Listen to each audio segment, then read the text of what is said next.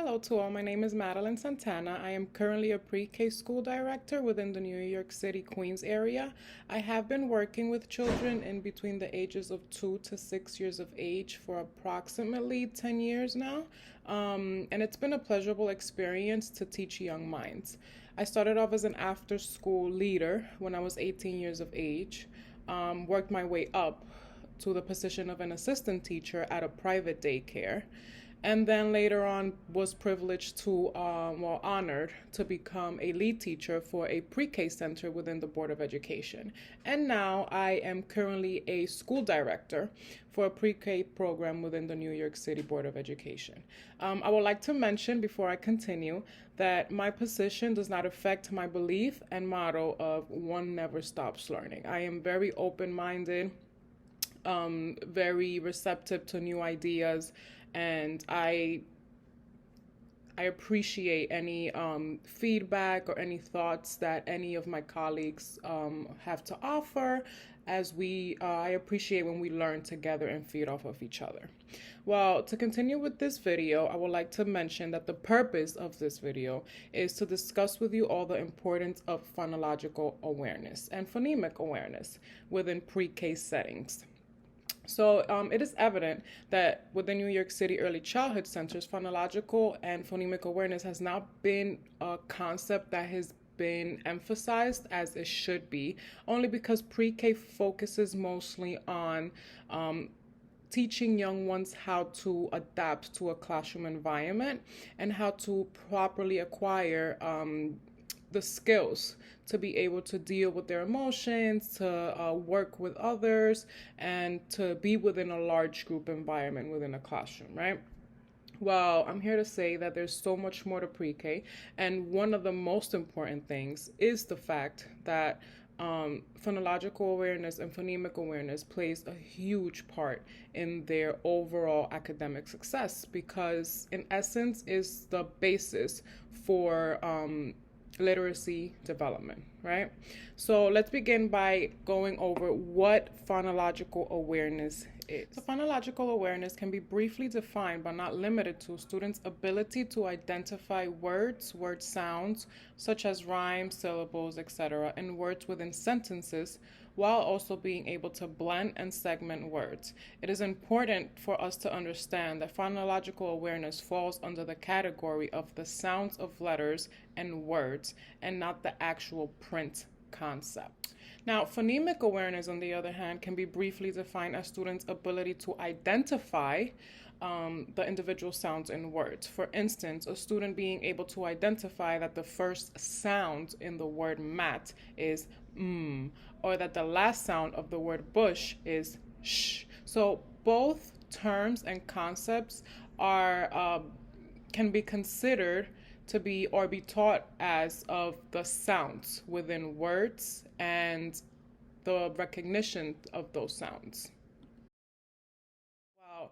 How are the two related? Reading requires a set of skills, right, that allows for students to become fluent in reading, for them to eventually get to the comprehending part of reading. Have you ever had a high-level thinking student that perhaps was able to identify sight words immediately, but when asked what they meant, they drew a blank?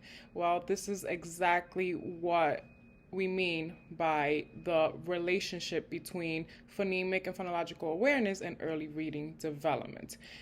This is the comprehensive component of reading that eventually all students will need as their academic careers progress. I say that to say this: if students are spending a significant amount of time on trying to sound and blend letters to be able to say a word, later on it will become difficult for them to become fluent readers that comprehend what they are actually.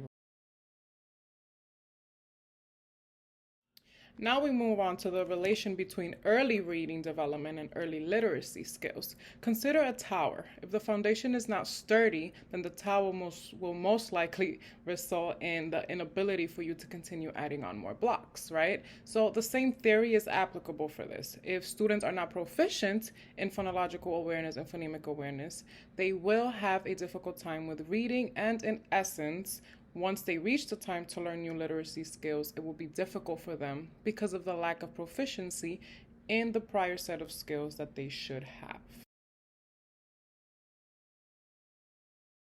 Now I'm going to share with you all small group activities that we can do in the classroom, and they can also be implemented at home.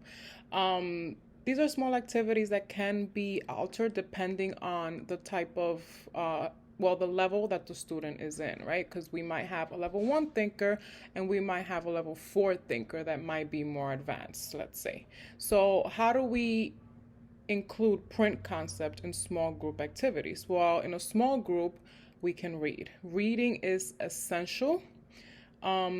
With a book, we can actually do more than what we think.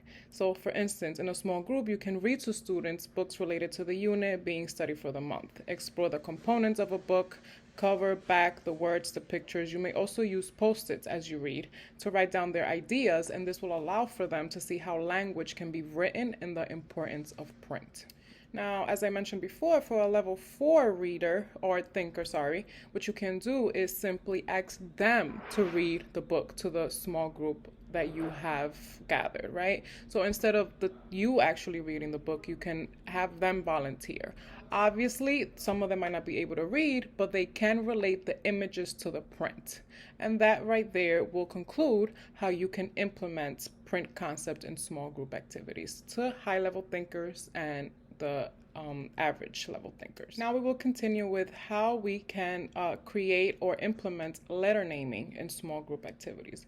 Well, one great idea is to create puzzles, small puzzles with letters on it that will be provided, in which students will work together to put together the puzzle to create the full letter. They will name the letters on the puzzle as they complete them. Now, for a 4-level thinker, what we can do is provide the capital letter and the lowercase letter, right? And have them match. This way they can match the lowercase and the uppercase while also naming the letter that they're. Now we will discuss how we can implement vocabulary and phonological awareness in small group activities. So for vocabulary, we can simply use flashcards to write different words related to the month's unit being taught in the classrooms. For each word, you have to make sure that you include the corresponding image. This will reinforce print concept as well, while helping students learn new vocabulary. For a high-level thinker, what you can do is provide the word and allow them to match the image. So instead of giving them the image first, you will actually give them the word, sort of like a sight word game, right? And they will match the image to the word. Now, for phonological awareness, you can use flashcards as well with images only, and you will allow students to say what they see on the flashcard. You will place emphasis on them figuring out what the sound of the first letter is, and if proficient, you may move on to the sound of the rest of the word. For a high-level thinker, you may include images of things that include 2 letters that make one sound, such as shed, right? Starts with the sound sh, but it includes the letters S and H, which combined together make the sound sh. Now, how do we implement listening and speaking in small group activities? Well, we can do read out loud, right? It is crucial for the development of student listening skills. So how do we do this? Through reading, students can reflect when the teacher asks questions such as what happened before and after, in which then teachers can determine who is being an effective listener based on the answers that the students give back. For a level 4 thinker, what you can do is have the students also read the book to the small group that has been gathered, and allow them to ask questions to each other back and forth. So even though the student might not necessarily say exactly what's on the book in print, they can create their own ideas, and then by asking questions to their peers, you can determine if they are being effective listeners.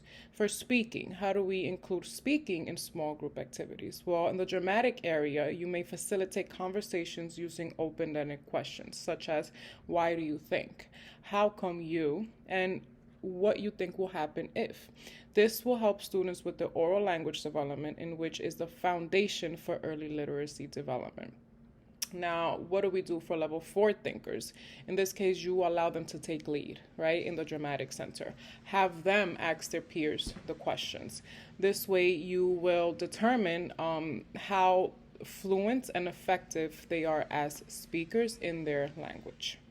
How do we incorporate comprehension in small group activities? Well, this one is a little bit tricky because, especially since it's pre-K and it's a rather young group of students, it all narrows down to the level of thinking in which they are on. You might have students who are on level based on their age. You might have students who are behind, and students who might be further along and might think as a kindergartner already.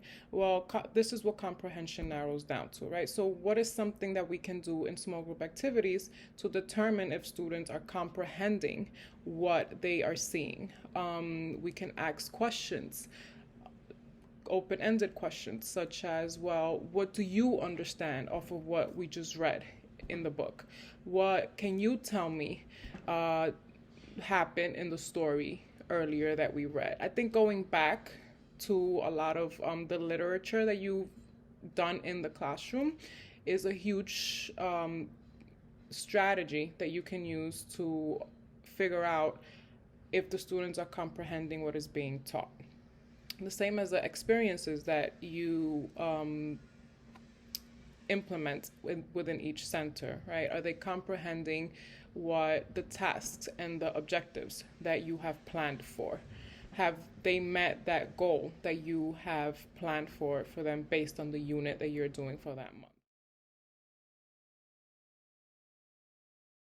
Well, in conclusion, it has been a pleasure serving everybody with some ideas on how we can continue implementing phonological and phonemic awareness within the classroom and at home.